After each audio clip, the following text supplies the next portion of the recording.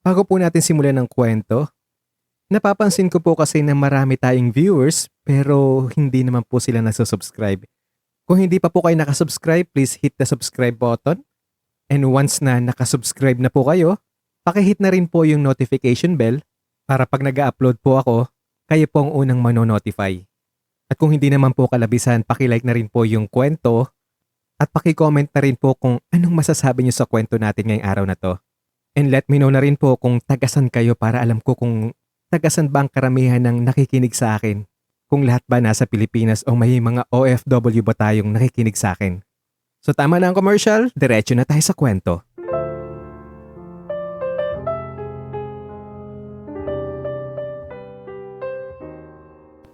Ang nakaraan. Patawarin mo ako, Tol. Alam ko kung gaano katindi ang kasalanan ko sa'yo. Hindi ko lang napigilan ng sarili ko. Maniwala ka. Sabihin mo nga sa akin. Kasi dinig na dinig ko eh. At sariwa pa sa isip ko ang pagbanggit mo ng Tol, I love you.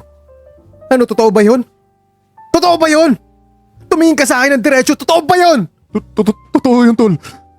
Matagal ko na itinatago ang lahat. Hirap na ako, Tol. Hindi ko na kaya ang sarili ko. Hayop ka? Mahal mo ako? Sige, Tol. Saktan mo na lang ako. Hindi ako lalaban. Naunawaan kita. Mas kakayahan ko pa yung kaysa sa hirap na tinaranas ng kalooban ko. Pero sana isipin mo rin na hindi ko kasalanan kung bakit ako naging ganito. Ba't ganito yung nararamdaman ko para sa'yo? Kung maaari ko lamang sana pigilin to, di sana ginawa ko na yun. Hindi ko na nagawa yung mga bagay na yun sa'yo. Pero sige, Tol. Suntukin mo ang mukha ko. Ang galing mo naman umarte, Tol. Nakuha mo na nga ang gusto mo. Ikaw pa ito nagdadrama. Ano, ganun lang ba yun? Ha? Sabihin mo sa akin, Tol, kung anong gagawin ko para mapatawad mo ako. Kahit magpalipin ako sa'yo gagawin ko, mapatawad mo lang ako. Okay, sige. Simula ngayon. Alipin na kita. Sige, Tol. Basta mapatawad mo lang ako, gagawin ko ang lahat. Hindi pa ba dumadating ang mga magulang mo na nasa Maynila? Hindi pa, Tol. Ang sabi, matatagalan pa raw sila. Good. Mamayang gabi, doon ako matutulog sa inyo. Sige, Tol.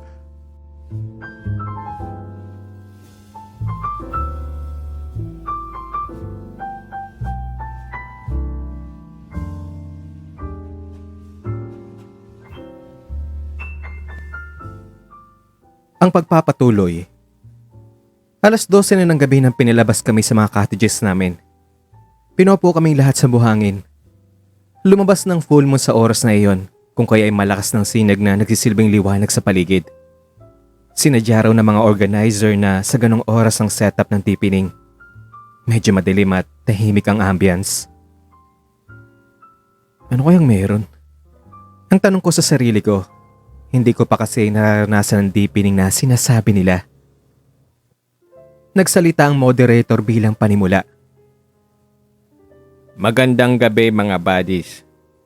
Ang tawag natin sa activity na ito ay deepening.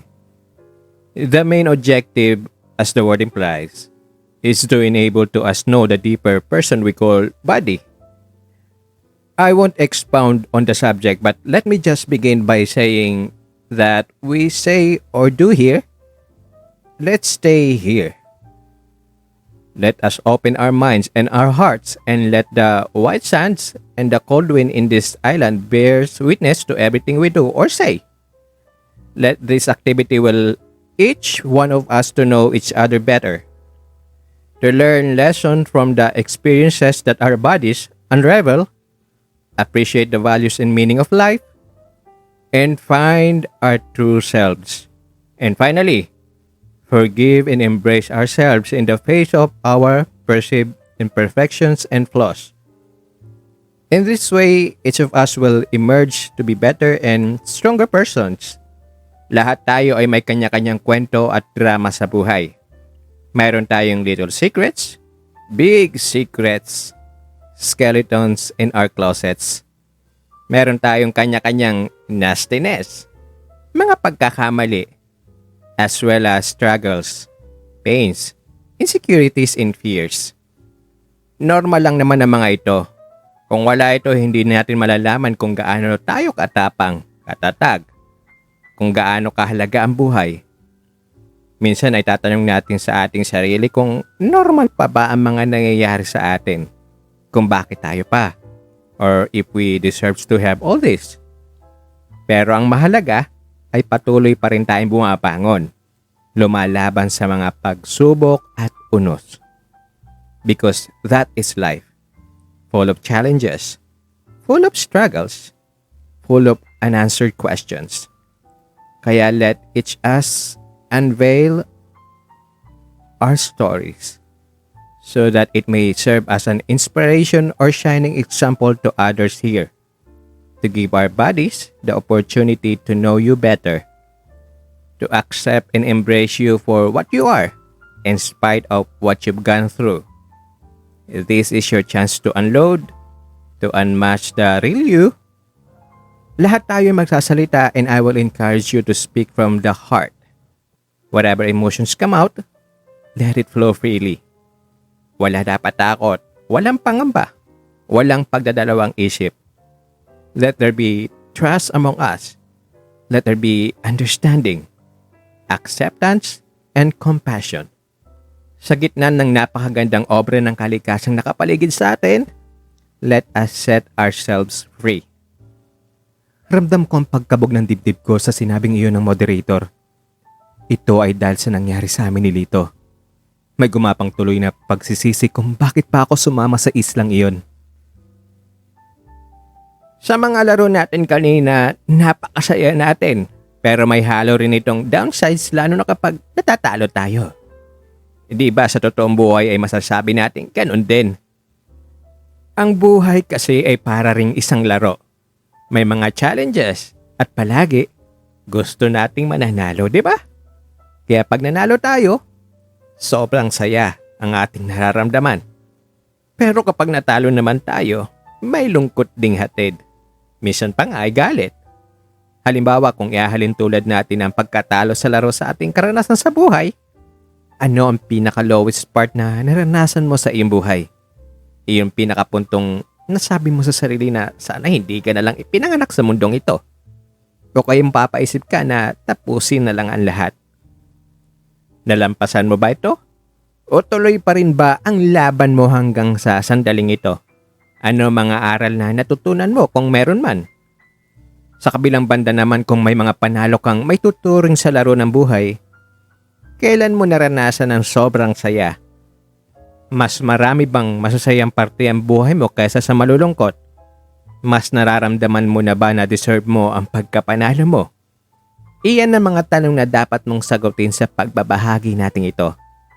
Pero bago yan, bibigyan ko kayo ng ilang minuto upang i-examine ang sarili nyo. Masagot ng maigi ang mga katanungan at maibahagi ang mga ito ng maayos. Nung gumitaran at kumanta na ang singer na aming kasama, lahat kami natahimik. Ang karamihan ay nagsimula ng mag-iyakan. Hindi ko man lubos maintindihan ang naramdaman ko sa pagkakataong iyon. Bagamat pilit na pinipigilan kong sariling huwag magpadala sa emosyon, wala pa rin ako nagawa. Kusa na lang pumatak ang mga luha ko. Hinayaan ko na lang mga ito na dumaloy. At kung anumang emosyon nang lalabas habang pinapakinggan kong maigi at hinihimay ang kahulugan ng bawat salita ng kanta, binigyang laya kong mailabas ang lahat. Tila naman walang humpay ang pag-agos ng mga luha ko habang patuloy na kinakanta ang kanta ni Gary V na Lead Me Lord. Ang bawat kataga nito ay mistulang mga sibat na tumatama sa puso ko. Hindi ko alam kung ano ang nasa isip ng mga kapwa ko buddies. Pero sa kanta pa lang ay nanumbalik ang katinoan ng pag-iisip ko. Pakiwari ko ay may gumagapang na lungkot at awa sa buong katauhan ko. May kung anong hinahanap sa kaibuturan ng pagkatao ko. Bakit nga pala narito ako sa mundong ito na ni minsan ay hindi ko naman pinili o ginusto? Sino ba ang nagdesisyon nito para sa akin? At bakit? Bakit pa sa bahagi pa ng mundong ito ako isinilang? At sino ang pumili ng mga magulang ko para sa akin? Ng ganitong klase ng buhay? Ng ganitong anyo? Na mahirap lang? Ano ang purpose ko sa mundong ito? Bakit pa ako napasali pa dito? Ang sigaw ko sa isip ko. Naramdaman ko kasi na balti-balding luha ang dadaloy kapag nagpatuloy pa ang activity na iyon. Ayaw ko kasi ng iyakan na sobrang drama. Gusto ko lang masaya. Mga katatawanan, mga biro at kantsawan, mga bangkaan ng kung ano-anong kwento ng kabulastugan. Muling nagsalita ang moderator. Okay, ang gagawin natin ngayon ay gagawin nating semicircle ang arrangement ng ating pag-upo. Patay, this is it. Ang bulong ko sa sarili ko. Tumayo kami at nag-adjust sa pag-upo sa mabuhanging aplaya para maporma ang semicircle na sinasabi. Karamihan ay naka-cross-leg. Nung nakapwesto ng lahat, pumwesto naman sa bakanting lugar paharap sa amin ng moderator at naupo sa sentro namin. Okay. Itong lugar na inuupuan ko paharap sa inyo ay tatawagin nating hot seat. Kung sino ang magsasalita o mag-share ay dito o upo. Ang sequence naman ng pag-share ay through lottery. Pagkatapos ng kung sino ang magsasalita, siya ang bubunot ng pangalan ng susunod na mag-share. Dito bubunutin ang pangalan. Dito. Iniangat niya ang garapon kung saan nakalagay ang mga pangalan namin. Wala na bang tanong? At oo nga pala, libre kayong magbigay ng katanungan, komento, reaction o payo. Pero bawal ang criticism o ang makikipag-argumento. Ano, may tanong pa ba? At bilang panimula, ako ang bubunod sa pangalan ng una na magsasalita. Dumukot ang moderator ng isang papel mula sa garapon. Nung binasa niya nakasulat, pangalan ng isang babae. Siya yung baguhan sa school na galing Maynila at bagamat nakikita namin sa panlabas niyang anyo na siya ay magandang babae, sexy, magaling manamit, at pang beauty queen o model material ang forma, isang masayahing kaibigan, palabiro at sweet sa lahat ng mga miyembro, pero hindi pa namin talaga siya masyadong kilala. Tumayo siya at pumwesto na sa lugar kung saan unang nakaupo ang moderator. Ang moderator na may lumipat ng upuan. Lumipat sa inupuan kanina ng babaeng nasa hot seat na ngayon. Nang naupo na ang babaeng body naming iyon, sobrang tahimik ng lahat. Animoy pinipigil ng bawat isa kung anumang emosyon na maaaring umapaw sa sandaling iyon. Ano naman kayang pwedeng ibahagi nito? Ang tanong ko sa isip ko. Kung titingnan mo kasi sa panlabas na nyo, tila wala naman itong may hiling pa sa buhay. Magandang gabi po. Magandang umaga! Ang pagbati naman ng moderator. Pansin ang pagka-alerto niya at kasanayan. Ay, umaga na pala. Good morning. Ang pagtatama ng body naming iyon. Napangiti naman sa kanyang pagkakamali at natawa naman ang lahat. Bagay na nagpagaan sa mabigat at seryosong tagpong iyon. Okay. Ang pinakamababang parte ng buhay ko na hanggang ngayon ay nandyan pa rin ang bakas ay yung naanakan ako. Aminin ko sa inyo na kaya ako lumipat ng school ay dahil gusto kong iwasan ng mga masasakit na alaalang iyon sa buhay ko na iyon. Nang nalaman ng boyfriend ko na nagbungang patago namin relasyon, gusto niyang huwag kong ituloy. Hindi ko sinunod ang gusto niya. Nang malaman niyang sinuway ko ang gusto niya, iniwan niya ako. Ang masaklap, nadiskubre kong may asawa na pala siya. At sinugod ako ng asawa niya at nag-iskandalo pa ito. Tuloy na laman ng buong campus na naging kapit ako at nabuntis. Sahiya ako. Hindi ko na tinapos pa ang semester. Galit na galit sa akin ng papa ko at pinilayas ako sa bahay. Iyon ang panahon na pakiramdam ko ay gumuho ang mundo ko at ang pangarap ko. Sa puntong iyon, hindi ko na naramdamang may pag-asa pa ako sa buhay. Pakiwari ko ay may galit ang lahat ng tao sa akin. Pinagtatawanan nila ako. Pinagkakaisahan, kinukutya, hinuhusgahan. Sa totoo lang, ilang beses ko rin pinag-isipan na tapusin ang lahat. Mabuti na lang at kahit papaano, naroon ang mama ko at patuloy niya akong pinapayuhan. Naramdaman ko ang pagmamahal, ang pagdepensa sa mga paninira sa akin. Kinausap niya ang tita na doon muna ako pansamantalang tumira sa bahay sa kanila. Hanggang sa panganak ko. Pinilit kong itago sa mga kaibigan kong mapait na kalagayan at masakit na karanasan sa takot na baka hindi nila ako maintindihan o matanggap. Kaya lumipat ako ng paaralan na ito sa probinsya. Pero ang hirap pala kapag may itinatago ka. Sobrang bigat ng kalooban pero hindi ko pinagsisihan ang pagsuway ko sa boyfriend ko na hindi ituloy ang pagbubuntis ko. Ngayon 1 taon ang baby ko. Malusog na batang lalaki. Bibo, makulit. Siya ang inspirasyon ko ngayon. At gagawin ko ang lahat para mabigyan siya ng magandang kinabukasan. Pinalakpakan siya ng mga kasamahan namin at nilapitan namin siya para i-group hug. Iyon ang kwento ng isang kasama namin. Napawaw na lang ako sa sarili ko sa pakiramdam na parang may sumundot na kung anong bagay sa dibdib ko. May mga sumunod na tanong sa kanya kagaya ng kung natanggap na ba niya ang kalagayan niya. Kung ano ang naramdaman niya ngayon para sa ama ng bata sa kabila ng hindi niya pagpapakita at pagbibigay ng suporta. Kung ano ang dulot at impact ng karanasan niyang iyon sa pananaw niya sa buhay. Kung wala ba siyang pinagsisisihan o gustong ituwid sa sarili at ano ang mga ito kung meron man. At ano ang naramdaman niya ngayong nabunyag na niya sa amin ang kanyang pinakatago-tagong lihim. Maganda ang mga naging sagot niya sa mga tanong na ibinato namin sa kanya. Kapupulutan ng aral para sa amin, lalo na sa pagpapatawad, pagtanggap sa nangyari, at sa pagiging matatag. Pero ang huling tanong na ibinato sa kanya at ang sagot niya rito ay ang lalo pang nagpatindi ng aking kaba. Dahil nakarelate ako na gumaan na daw ang pakiramdam niya sa pagbabahagi ng matagal na niyang itinatagong mapait na karanasang iyon na sobrang hirap sa kalooban kapag may itinatago kang sekreto. Nung wala na nagtanong, muling nag-group hug ang lahat. Ipinarating ng grupo na okay lang yan.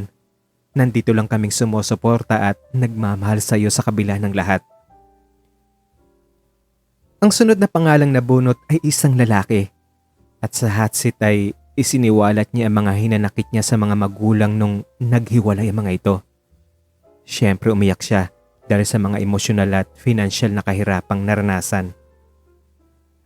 Nung una, sobrang sakit at napakahirap tanggapin na ng papa ko ay nasa ibang bahay at sa ibang pamilya na umuwi. Samantalang kaming 4 na magkakapatid, magkakaiwalay. Yun bang mabilisang pagbabago na taliwas sa mga nakasanayan namin? Kung dati buo ang pamilya namin, kompleto sa hapagkainan, namamasyal, kumakain tuwing linggo sa labas. Yung mga harutan, tawanan, lambingan, kaunting tampuhan, mga yun nawasak, naglaho na parang pula. Nawala ang pagmamahal at napalitan ng matinding lungkot at sama ng loob. Pakiwari ko, sira-sira ng buhay ko. Wasak na ang pangarap. Nandiyan yung psychological na trauma. Dagdagan pa ng problema sa pera. Dahil hindi na kami regular na binibigyan ng suporta ng papa namin. Minsan na wala ang pera ng nanay ko, walang baon sa eskwela. Nauutang pang para lamang makasali kami sa exams. Ang hirap. Kahit ano lang nasa isip ng gawin ng nanay ko. At dahil nga panganay ako ang nasaktan.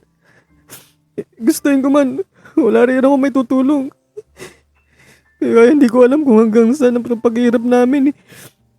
Pero, pinangako ko sa sarili ko, sa nanay ko na lalabanan namin ang lahat ng pagsubok. Pero naisip ko rin na tapusin lang na lang din ang buhay ko. Dumating ako sa puntong ng buhay ko na ganun.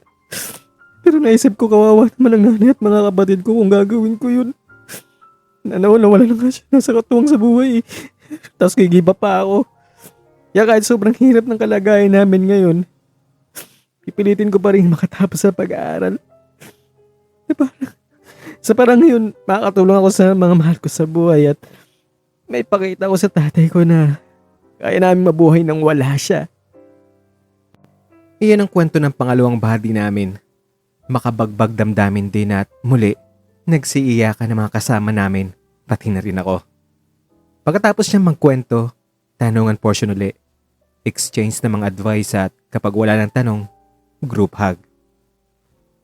Sa kabuuan ay nagustuhan ko ang tatlong activity dahil talagang uplifting iyon. At iyon bang parang may parte sa iyong utak na na-enlightened at wow ka talaga. Dahil sa buong pagkakaalam mo ay nag-iisa kang may malaking problema sa mundo. Pero yun pala, may mga tao ring mas matindi pa ang kahirapan. Pero pilit pa rin bumabangon at lumalaban. Iyon ang unang pagkakataong naging seryoso kung nakinig sa mga ganong klaseng seryosohang kwento.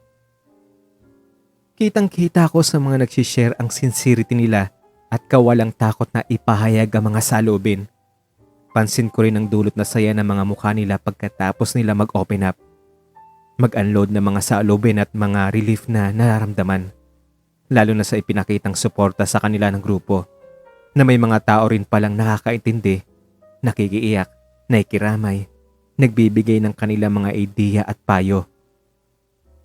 Doon ko din na-realize na ang iba't ibang tao ay may iba't ibang drama sa buhay. Kung minsan akala mo ay walang problema o matinding karanasan, yun pala ay kung hindi man kasing tindi, mas matindi pa ang mga pagsubok na kanilang dinadala kaysa sayo. Pero aminin ko ang activity na iyon ay may dulot din kaba sa akin. Siyempre dahil sa nangyari sa amin ni Lito at dahil naroon din siya. Paano ko ito sasabihin na hindi maghihinala ang mga kasama namin sa kanya at hindi siya ma-judge? Sa isip ko ay parang may naghihilahan. Kung mag-share din ba ako ng problema dinadala ko o itatago na lang ito at hahayaang manatiling isang lihim na lamang. Nagsimulang lumakas ang kalampag ng dibdib ko nang sunod ng tinawag si Lito. Sa pagbigkas pa lang ng pangalan niya, pakiramdam ko ay tila hihimatayin ako. Sinundan ng tingin ko ang pagtayo niya, ang paglalakad niya patungo sa nakalang pwesto para sa isang nasa hot seat. Hanggang sa tuluyan na nga siyang nakaupo. Naka-cross-leg siya at seryosong nakatingin sa harap. Tinitigan ko siya. Nagbabakasakaling titingin din siya sa akin at makuha niyang ibig kong ipahiwatig na huwag nang buksan ang issue tungkol sa amin. Pero hindi siya tumitingin sa akin. Nagsimula na siya magsalita at halata ang kaba sa mukha niya. Mixed emotion ang naramdaman ko sa activity na ito. Dahil siguro sa panlabas na niyo ko, masasabi niyong wala akong problema dahil heto, may kaya sa buhay ang mga magulang ko. Ako naman, kahit papaano, nasa top 3 palagi ang pangalan ng Dean's Lister. At kung postura naman ang pag-uusapan, nakakalamang naman siguro ako sa marami. Napatango naman ang lahat. Sa totoo lang gwapo naman si Lito. Matangkad, neat magdala ng damit. Maganda at proportioned ang hubog ng katawan. Sikat sa campus dahil sa angking talino, makinis ang kutis, at maraming humahanga. Kung tutusin, hindi hamak na maihahanay ang kapugian niya sa mga sikat na batang artista at mga modelo. Wala naman duda na mahal ako ng mga magulang ko. Simula nung bata pa lang ako, ramdam ko ang lubos na pagmamahal nila sa akin. Akala ko normal talagang lahat sa amin. Pero nagkuleyo na ako. Okay ka lang ba, buddy? Itutuloy pa ba rin ba natin o kailangan mong mag-break muna? Pwede naman tayo tumawag ng iba Di muna. okay lang ako. Ano? Itutuloy ko to.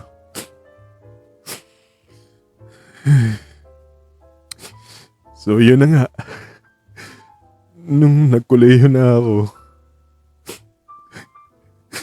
aksidenteng nabuksan kong isang drawer ng mga magulang ko sa kwarto nila.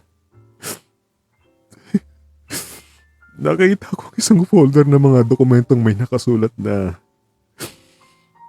confidential family secret.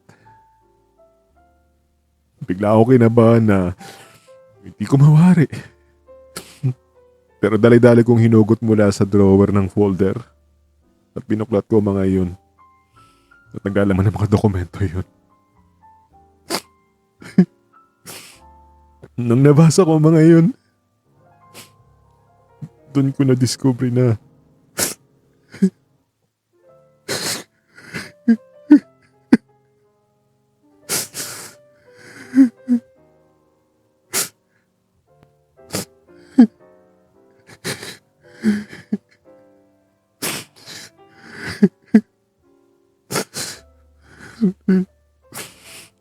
nung nabasa ko ang mga nakasulat sa dokumento.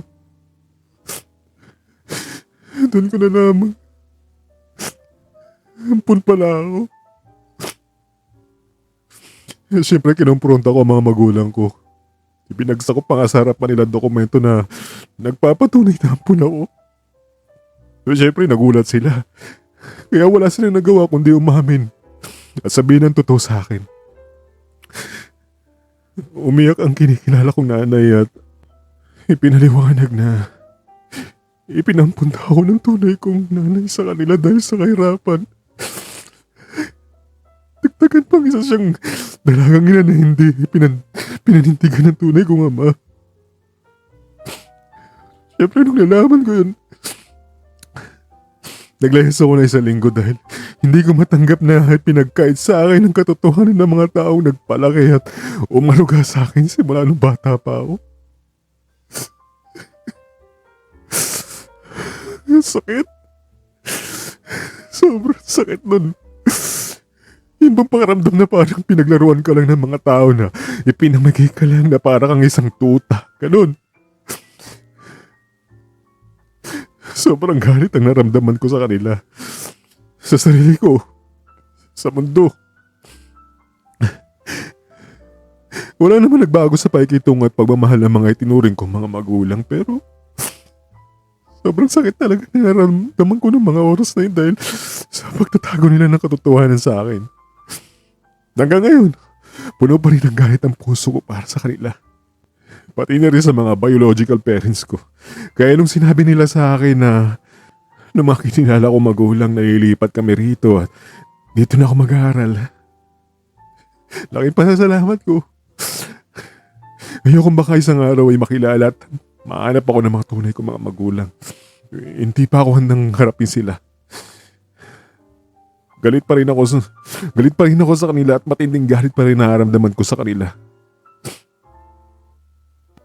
Hindi ko may paliwanag ang tunay kong naramdaman sa pagkarinig ng kwento ng buhay niya.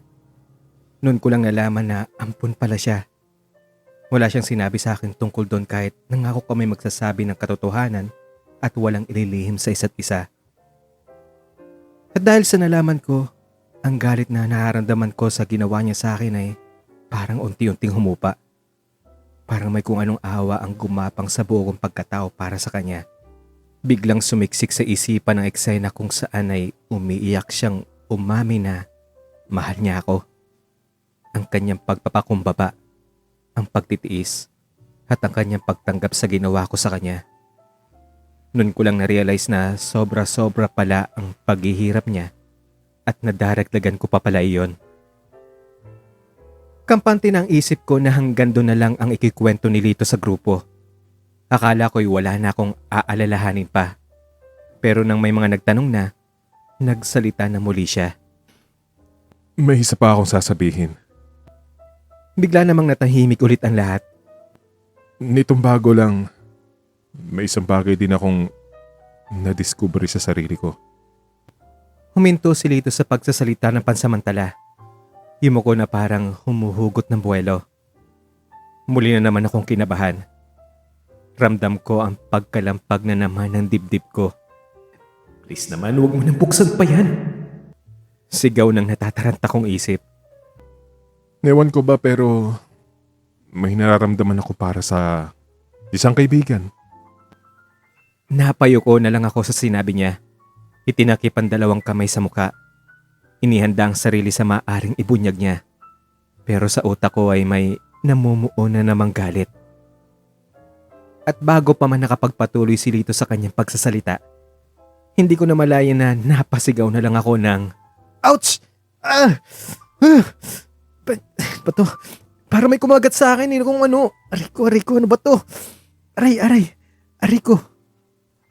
Nabaling naman ang atensyon ng grupo sa akin. Hinawakan ko ang isang pako. Nagkunwaring may masakit sa parte na iyon at pasikretong kinurot ito ng malakas. Nagulat at nagkagulo ang mga kasama namin, pero nanatili si Lito na nakaupo sa hot seat. Marahil ay nahalata niya ang drama kong iyon. Pasekreto ko naman siyang dinilatan, pahiwatig na ayaw kong ituloy pa niya ang kung ano man ang nasa isip niyang sabihin. Ano bang kumagat sa'yo? Iwan ko, buddy. Ang sakit eh. Ay, patingin nga. Ito sa paa ko, ang sakit. Parang wala namang kagat ah. Namumula nga lang na parang kinurot. Kaya nga eh. Sakit. Sobrang sakit ba, buddy? Hindi na. Hindi na, buddy. Medyo okay na siya. Medyo nawawala-wala naman na. Sure ka? Oo. Medyo nawawala naman na. Okay, sige. Obserbahan na lang muna natin kapag in a few minutes ay masakit pa rin o lalong tumindi ang sakit o kaya may kakaiba kang naramdaman, tatawag na tayo ng first aid. Sige, buddy. Maraming salamat. Yun na lang gagawin natin. Sige. Salamat. Binitawan ng moderator ang 3 mabibilis na sunod-sunod na palakpak, pahiwatig ng atensyon. Okay, mga buddies, tuloy natin ang ating activity, okay? Ang sigaw niya sa grupo, na sumunod din kagad sa utos niya. Kanya-kanya nagsibalikan sila sa kanilang inuupuan. Ibinaling niya ang tingin niya kay Lito na nanatili pa rin nakaupo sa hot seat. Okay, buddy, tuloy mo na. Okay, sige. Teka, nasa na nga pala ako parte? Doon, buddy, sa may parang nadiskubre ka sa sarili mo. Okay. Maraming salamat. So, ito na nga. May nagawa akong kasalanan sa isang tao. Bumalik na naman ang lakas ng kabog ng dibdib ko sa narinig ko ngayon. Ramdam ko ring muling namuo ang matinding galit ko sa kanya. Ba't talagang ayaw mong paawat ah? Lagot ka talaga sa akin kapag itinuloy mo yan. Nung magkita kami ng taong ito, inimbita ko siya sa bahay at doon nagiinuman kami. Nang malasing siya, may nagawa akong kasalanan sa kanya na hanggang ngayon, hindi ko maalis sa utak ko ang pagkakasalang iyon. Lalo na kapag nakikita ko ang taong ito at ipinapakita niya sa akin ang galit niya sa nagawa kong kasalanan sa kanya. Natahimik ang lahat. Ramdam kong maraming naglalarong katanungan sa kanilang isipan. Pero hindi lang nila kayang diretsahing maitanong ang mga ito. Marahil ay sa hiya o takot na baka mapahiya si Lito. Sumagi rin sa isip ko na baka ang iba sa kanila ay nagdududa na ako yung taong iyon.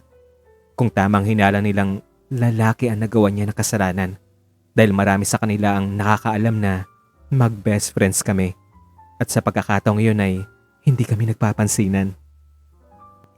Babae ba tong tao na to, buddy? Lalaki, buddy. Tumangutango naman ang body na nagtanong, tila ramdam sa sariling nakumpirma ang kanyang hinala. Bakit bawal ba? Hindi naman. Hindi naman pala eh. Okay lang yan, buddy. Walang mawawala sa lalaking tulad mo. Nagtawanan ng lahat, pero ako, yung feeling na naiinis na hindi ko mawari. Pakiwari ko ay dinudungisan na nga ang aking pagkatao. Ayan na naman siya, pinagtatawanan pa. Himuko na lang ako sa isip ko ay isinisigawang. Anong walang mawawala? Wala akong alam kasi lasing ako. Pero sinarili ko na lang ang lahat sa takot na baka makasama pa ito sa akin. Maya-maya ay may nagtanong pa uli. Halatang nahihiya ang tono nito. Buddy. Huwag ka sanang ma-offense sa itatanong ko ha. Bakla ka ba, buddy? Hindi kaagad nakasagot si Lito. Misto lang may bumara sa kanyang lalamunan at pansin kong umiiyak na naman siya. Hindi ko nga alam, buddy. Kaya nga ako nahilito nagagalit sa sarili ko. Mahirap tanggapin ang ganitong kalagayan.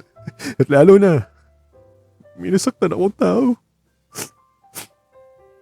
Ang sagot niya habang pinapahid ng isang kamay ang mga luhang dumadaloy sa kanyang pisngi. Patuloy mang kinakabahan. Wala na akong nagawa kundi ang ipaubaya ang lahat kay Lito. Bagamat sa kaloob-looban ko ay nagpupuyo sa matinding galit sa kanya. Sige lang, pagpatuloy mo yan. Lalo ka makatikim ng galit ko, puwisit ka talaga. Kilala ba namin ang taong sinasabi mo, buddy? Ang tanong muli ng isa naming kasamahan. Hindi nakasagot kagad si Lito. Halata nag-iisip. Pero maya-maya'y palihim na ibinaling niya ang paningin niya sa akin. Sira ulo ka talaga. Huwag mo akong tinuturo dyan. Huwag mo ko idadamay dyan. Hindi na importante yung mga buddies kung kilala niyo siya o hindi. Okay, nirespeto namin ang sagot mo. Pero ito pasensya ka na sa tanong kong ito. Pero alam mo buddy, napapansin namin kanina sa search for Prince Charming habang naka-swimming trunks lang kayo na may bakas ko ng mga kagat sa likod. Paano ka ba nakagat at sinong kumagat sa iyo at bakit? Sira ulo ka kasi. Nagubad-ubad ka pa. Hindi mo lang inisip na hindi pa nawawala yung bakat ng kagat sa kanya. Sige, sabihin mo at makakatikim ka talaga sa akin. Malilintikan ka talaga sa akin. Pwede ba buddy na sa akin na lang yon? Natahimik na lang ang lahat. Alam ko, lalong dumarami ang mga katanungan sa kanilang isipan. Nagsalita ang moderator. Alam mo buddy, hindi porket nangyari sa iyo ang bagay na iyan ngayon ay masasabi mo na isa ka ng bakla. Hindi pa siguro sapat ang nangyari sa iyo na masasabi mong bakla ka talaga. Baka nadala ka lang ng kalasingan ba o yung sitwasyon. Kung lilipas ang ilang taon at ganun pa rin ang naramdaman mo sa kapwa lalaki, marahil yun na nga yun. Pero sa ngayon, baka hindi pa. Pero kahit ano pa man, ang pinaka-importanting masasabi ko sa iyo ay tanggap kita. At palagi kitang susuportahan kay bakla ka o hindi. Kayo ba mga buddies? Tatanggapin at susuportahan pa rin ba ninyo ang buddy Lito kung sakaling bakla nga siya? Siyempre buddy natin yan Walang iwanan. At kahit hindi pa siya natin buddy, wala tayong karapatang humusga sa kapwa natin. Walang kinalaman ng pagiging bakla sa kabutihan o kasamaan ng isang tao, okay? Tama. So why don't we show him our support? Group hug tayo. Group hug, group hug. Sabay-sabay naman silang tumayo at nag-group hug. Naki-group hug na rin ako kahit ang tanging laman ng isip ko ay galit at pagbabanta. Sige, ngayon may group hug ka sa grupong nalaman pa ha. Pero humanda ka, mas ginagalit mo talaga ako. Nung ako naman ang nasa hot seat, ang binuksang issue ko lang ay ang problema sa pamilya. Sa kaunting hindi namin pagkakaunawa ng tatay ko na normal lang naman sa mag-ama. Mga maliliit na issue lang kumpara sa karamihan ng participants. Kaso may mga nagtanong. Oh buddy, bakit parang hindi kayo nakikibuan ni Buddy Lito? Di ba mag-best friend kayo? Napangiti ako ng pilit. Ine-expect ko na kasi na baka may magtatanong dahil siguradong may nakakapansin. Dagdagan pa ng intriga dahil sa pagbubunyag ni Lito sa nangyari. Well, normal lang naman niya sa magkakaibigan, buddy. Lahat naman ng magkakaibigan o kahit anong relasyon, may kaunting tampuan o hindi pagkakaunawaan, di ba? Hindi niyo ba pwedeng i-share kung ano man ang hindi niyo pagkakaunawan para ma-reconcile kayo dito mismo? Biglang kumabog na naman ng malakas ang dibdib ko. Kasi tingnan ko si Lito na nakaupo kasamang ibang mga participants. Nang makita niyang tingnan ko siya, yumuko ito na tila ba sinasabing, Bahala ka kung sasabihin mo. pwede bang sa amin na lang yun? Oo, okay. Nirespeto namin yung desisyon niyo. Pero kasi sayang iyong pinapakitang closeness niyo. Sa totoo nga niya, nainggit kami sa samahan ninyo para kayong kambal na hindi naghihiwalay sa sobrang pagkamalapit sa isa't isa. Tapos bigla na lang naming makikitang ganyan kayo. Pero pwede bang kung ano man yung mga disagreements ninyo ay magpatawaran at mag-reconcile kayo rito mismo? Kasi di bang objective natin sa deepening na ito ay mga mag-improve tayo. Matuto sa mga leksyon sa buhay at magkaroon ng malawak na pag-intindi sa mundo. In the process making us wiser and better persons. Sumang-ayon naman ng marami at may mga sumigaw pa ng hug hanggang sa lahat ng bodies ay sumigaw na rin ng mga hug. Hindi tumayo si Lito. Marahil sa takot pa rin na hindi ko tanggapin kung siyang unang lalapit sa akin. Kaya upang matapos ng lahat at Dahil ako naman ang nasa hot seat, ako nang tumayo at lumapit sa kanya. Tumayo siya at nag-hug kami. Tol. Patawad. Pero binulungan ko siya ng, "Buwisit ka talaga. Lalo mo ko ginagalit. Plastikan lang to ha, hindi pa ako tapos sa'yo." Habang kunwaring nakangiti ang mukha ko. At habang nagpapalakpakan ng mga buddies, ramdam ko naman ang pagkadismaya niya. Bumalik ako sa hot seat at binigyan ako ng group hug. Mag-alas 5 na ng umaga nang matapos ang deepening. Bumalik ako sa cottage ko kung saan ako naka-assign upang magpahinga. Nakahiga na ako nung tinapik ako ng isang body. Gusto raw ako makausap ni Lito. Ayaw ko sana pero dahil kailangang ipakita kong close na kunwari uli kami, kaya tumayo ako at hinirap siya. "O tol, anong atin?" Ang pagbati ko ng kunwari sa kanya. Nakangiti pa talaga ako kasi alam ko may nakatingin sa amin. Heto. Gusto kitang makausap. "Oo di sige, doon tayo sa may likod nitong cottage, okay?" Turo ko sa parting may malalaking kahoy at medyo malayo-layo na sa mga kasama namin. Pagkarating namin sa lugar at nung napansin kong hindi na kami naririnig at makikita na mga kasama namin, agad kong binanata ng mura si Lito. "Sira ulo ka talaga. Ba't ka ba nagdadrama ha? At muntik mo pa akong i-booking ha? Wala ka nang ginawa kundi sira ng buhay ko, buwisit ka." Tol. Manghihingi lang naman ako ng tawad eh. "Sira ulo, paano kita makapatawad niyan? Hindi nga ako makarecover sa mga pinagagawa mo sa akin oh. Tapos yung kanina gusto mo na naman ako ipahamak." Tol, nagigilty ako. Hindi ako makatulog, hindi ako mapakali. Pinubulabog palagi ako ng konsensya ko. Kaya eto nga oh, hindi ko maintindihan ang sarili ko sa na-discovering may naramdaman ako para sa'yo. Tapos ngayon eto, nasaktan kita at sinira ko ang pagkakaibigan natin. Ito lang hirap lang eh. Hindi ko alam kung anong gagawin ko. Kung kanino manghihingi ng payo. Kung paano mo ako mapapatawad.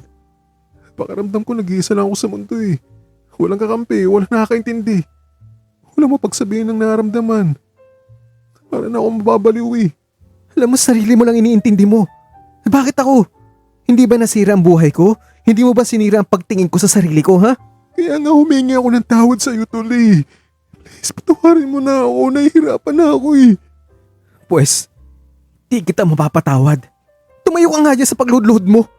Kapag may nakita sa dyan, ano naman ang iisipin nila, ha? Hindi mo ba naiisip yun, ha? Ha? Di ba matalino kang tao? Hindi ka ba nag-iisip? Tumayo ka nga dyan. At hindi pa ako tapos sa'yo, tandaan mo. Mas matindi pa ang susunod na gagawin ko sa'yo. Sige, Tol, tatanggapin ko. Kung itong paraan upang mapatawad mo ako kahit ano. Kahit magpaalipin pa ako sa'yo habang buhay. Gusto mong madali ang pagpapatawad ko sa'yo? Ganito ang gawin mo. Layuan mo ko at huwag na huwag mo na akong kakausapin o lalapitan man lang. Baka mapatawad pa kita. Magtatanghali na nang umalis kami sa isla. 2 pump boat ang inarkilan namin at ewan ko kung sinadya ni Lito na sa pump boat ko rin siya sumakay.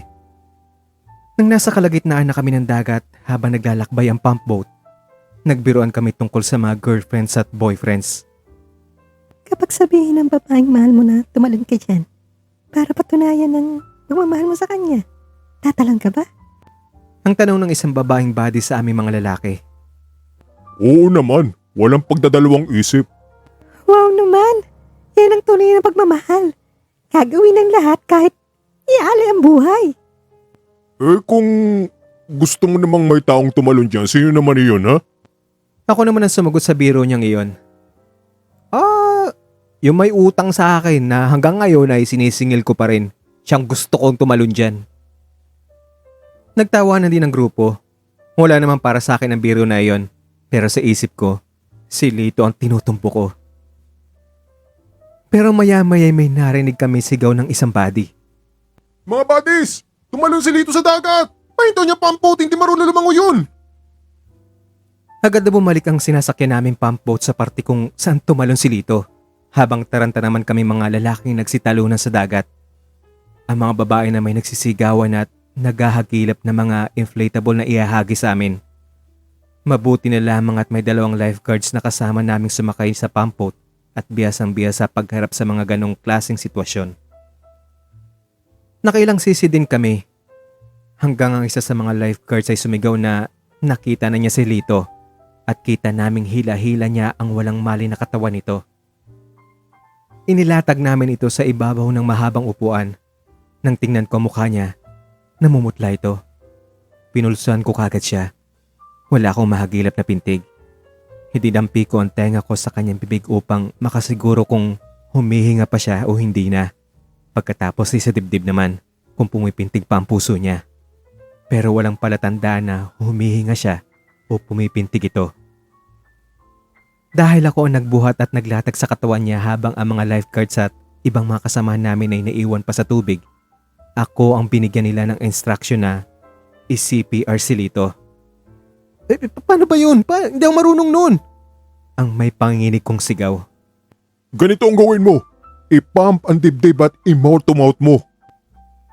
Sa pagkarinig ko nun ay itinukod ko ang dalawang kamay sa kanyang dibdib at pinamp ko iyon at magkasabay naman ang paggawa ko nun. Bomba, buga ng hangin at saka bomba sa dibdib niya. Nakailang bomba rin ako at buga ng hangin nang bigla siyang umubo at sumuka ng tubig. Sa pagkakita ng lahat, nagpalakpakan sila sa sobrang tuwa. Ang iba ay naghag sa iba pang mga buddies. Pero imbis na matuwa, kumawala sa akin ang galit na matagal ko nang tinitimpi. Tila isang bulkang pumutok. At namalayan ko na lang ang sariling inuupakan ng suntok ang mukha ni Lito at pagkatapos ay hinablot ko ang buhok at inuntog ko ang ulo niya sa bangko na nilatagan ko sa kanya. Puisit ka! Pauwi na lang tayo, nagdadrama ka pa! Ano bang gusto mo mangyari ha? Alam kong nabigla rin si Lito sa bilis ng mga pangyayari. Disoriented pa nga siya at kababalik lang ng malay. Tapos ay suntok agad ang sumalubong sa pagmulat niya ng kanyang mga mata. Hindi naman makapaniwala ang lahat sa kanilang nasaksihan. At sa nakitang hawak-hawak ko pa ang buhok niya habang iniuntog ang ulo sa bangko. Hindi sila magkandaog-haga sa pagsigaw. Ano ba, Warren? Maghunos dili ka nga! Habang ang mga lalaki dali-daling hinawakan ng mga kamay ko upang hindi ako makagalaw. Ano ba naman, Warren? Sumusobra ka na!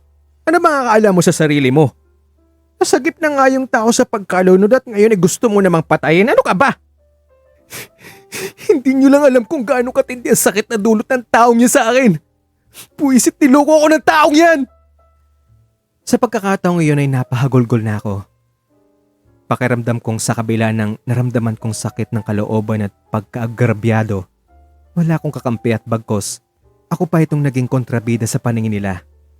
Kitang-kita ko sa mga mata ng mga kasama ko ang matinding pagkagulat. Alam ko na sa pagtatagpi-tagpi ng kwento simula pa sa deepening kung saan si Lito ibinunyag ang lahat. Nakuha na nila kung sino ang taong tinutukoy ni Lito sa kanyang sinasabing inagrabyado niya. Habang patuloy ang pag-iyak ko, hindi naman malaman ng mga kasama namin kung ano ang gagawin nila at kung kaninong side sila papanig. Alam ko naguguluhan din sila. Habang ang karamihan ay tinutulungan si Lito, may ilang kababaihan naman ang lumapit at nagbigay ng payo sa akin. Buddy, pwedeng ihag ka namin? Tila may sumundot naman na nagpalambot sa puso ko sa sinabi ng mga babaeng buddy namin na iyon. Nung nag-group hug kami, lalong tumindi ang pagnanais kong i-unload ang sakit at bigat ng kaloobang dinadala ko. Napahugulgol akong muli sa harap nila. Hindi makatingin at patuloy lang sa pagpahid ng luha ko. Okay lang yan, buddy. Sige, ilabas mo lang ang lahat ng bigat ng kalooban mo. Hindi ko alam kung bakit niya ginawa sa akin yan, buddy. Akala niya siguro katulad niya ako. Hindi ako ganun. Naintindihan ka namin, buddy. Masakit talaga ang naranasan mo.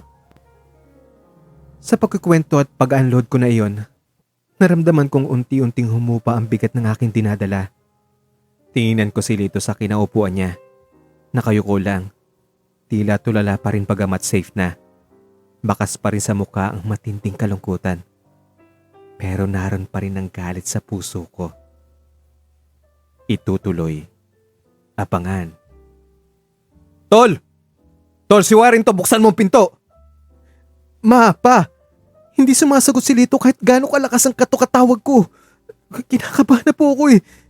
Buksan na po natin ang pinto, yung kwarto niya. Lito! Lito! Pa, ihanda niyo po ang sasakyan, isusugod natin siya sa ospital.